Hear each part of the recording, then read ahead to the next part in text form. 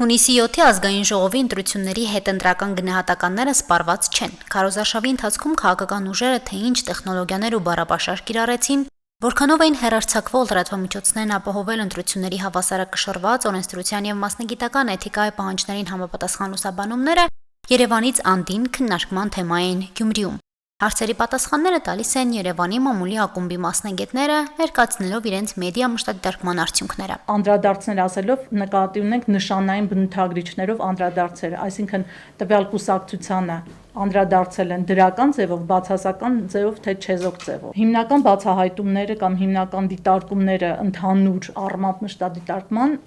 հետևյալն են, որ լրատվամիջոցները այս անգամ բավականին ակտիվ են լուսաբանել քարոզարշավը, շատ ակտիվ է եղել, բայց ոչ բոլոր դեպքերում է եղել բալանսավորված։ Մեդիա մշտադիտարկման շրջանակում են եղել 10 հեռուստաալիք՝ Հայաստանի հանրային հեռուստաընկերությունը, առաջին լրատվական ալիքը, Armenia, Կենտրոն, Շանթ, 5-րդ ալիք, Free News, Ազատություն TV-ն, Civilnet-ը եւ Factor TV-ն։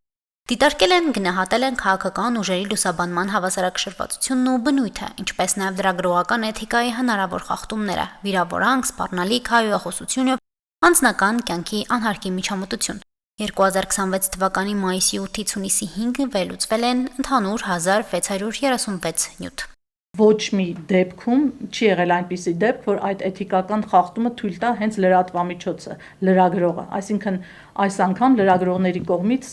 էթիկական խախտումներ չեն արձանագրվել, ոչ չի եղել հայհոյախառն արտահայտություն, վիրավորանք, անձնական կյանքի անհարկի միջամտություն եւ այլն, բոլոր էթիկայի խախտումները, որոնք արձանագրվել են, եղել են մեծամասամբ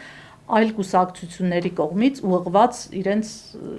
մրցակից կուսակցություններին եւ այլն։ Էթիկայի խախտումների պակաս այս քարոզարշավը չունեցավ։ Քաղաքական ուժերը հաճախ հնչեցրել են վիրավորական, երբեմն հայհոյախառն արտահայտություններ ուղղված մրցակիցներին։ Հետազոտության արդյունքում ուսումնասիրված 10 հեռուստաալիքների եթերում արձանագրվել է լրագրողական էթիկայի 156 խախտում արտահայտությունների եւ տեսահադրվագների մակարդակում։ Պետք է նշել, որ ընդհանրապես բոլոր դեպքերում կա երկու մոտեցում, լրատվամիջոցը կարող է պարզապես կայացնել այդ որոշումը, ինչը եւ եղել է այս քարոզարշավի ընթացքում, կամ տալ բացահայտ կերպով ուղղակի խոսքով բոլոր տիպի արտահայտություններ, նույնիսկ եթե դրանք վիրավորական են, կամ վարվել է այլ կերպ, փորձել է սահմանափակել այդպիսի արտահայտությունների եթեր հեռարձակումը, փորձելով չխեղաթյուրել ընդհանուր պատկերը։ Թվերից ու փաստերից այն կողմ նաև ապատեղեկատվությունն է քաղաքական եղանակ ստեղծել։ Արհեստական բանականությամբ կենարացված լուսանկարներն ու տեսանյութերը հաճախ մոլորության մեջ են գցել ընտրողին։ Մասնագետների գնահատմամբ, թեև թվային գործիքներն ու արհեստական բանականությունը ժամանակակից եւ ազդեցիկ հնարավորություններ են, բայց այս դեպքում խանգարել են։ Այս ընտրությունները Հայաստանում նաև առանձնացան արհեստական բանականությամբ ստեղծված աննախադեպ ծավալի բովանդակությամբ։ Մոտ 96 տարբեր այսպիսի աղազանք մեկ ստացել ենք, որ այս fake-ը ինչ-որ մի բան կա։ Բուն ընտրությունների օրը 18-ը փոքր թիվ կարող է թվալ, բայց սա մի օրվա կտրվածքով է։ Հա 18 այդպիսի բան ենք արձանագրել եւ սա ներառում է իրականում նախընտրական լռության օրը ու այդ օրը օրինակ սերիաներով վիդեոներ էին թողարկվում, օրինակ հայտնի երգիչներ եւ այն ասում էին անգարց չընտրեք, չգիտեմ, այս ուժին որտեվ եւ այլն, հա։ Նաեւ դիմակայորված ինչ-որ կանալներ էին ստեղծվել մի քանի, հա, հատուկ դիմակներով սև եւ այլն, սենց,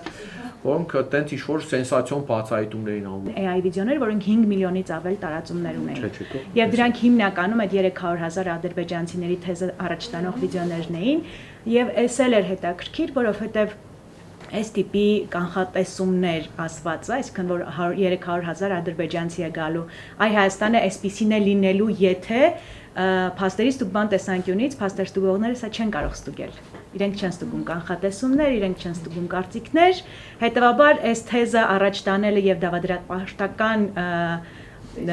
տեսանկյունով ներկայացնելը շատ ավելի հեշտ է ու էլի մնում են էմոցիոնալ ֆոնը։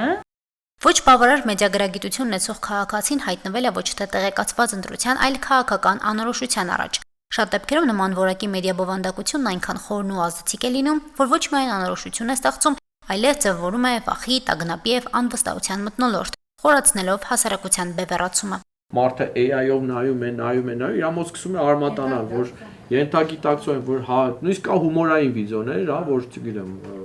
պետության ղեկավարը մետրո եք բարձանում, բանի շան գլխով սկսում է հաճած սրա վրա։ Ինքը իրականում մեջը հումորային սարկաստիկ տար կա, բայց դա սկսում է, եթե համադրվում եք այն իրական կյանքի դեպքերը, որ մետրո եք բարձրացել մի արցախցի կնոջ հետ այդպես վեճեր բռնվել բան, ծեր փորձում է մարդկանց մոտ նստված թողնել։ Հիմա նաև ունենք այս հարթակը, կոչվում է iVerify AM, սա մեդիանախաձեռնությունների կենտրոնն է անում հետքի եւ Civilnet-ի հետ։ Այստեղ կա ուղարկել հարցում iVerify-ի փաստերի ստուգման համար։ Շատ կարճ գրում եք, ուղղակի լինկը դնում եք այն աղբյուրի, այդ նույն Չախոյանի լինկը կարող եք դնել այստեղ, ուղարկել մեզ, մենք ստուգում ենք, ուղարկում ենք ձեզ եւ նաև հրապարակում ենք այստեղ։ Երևանում թե դրանից անդին ապատեղեկատվությունը մտահոգող մարտահրավեր է։ Սոցիալական հարթակներում եւ մեդիայում տեղեկատվական հոսքերի կեղծն ու իրականը տարբերելը դժվար է անգամ մասնագետների համար։ Ընդգծում են, որ միայն առանձին նախաձեռնությունները, մեդիագրագիտության դասընթացները բավարար արդյունավետություն չեն ապահովում։ Հասմիկ Թումասյան, Արարատ Ծատուրյան, Հորիզոն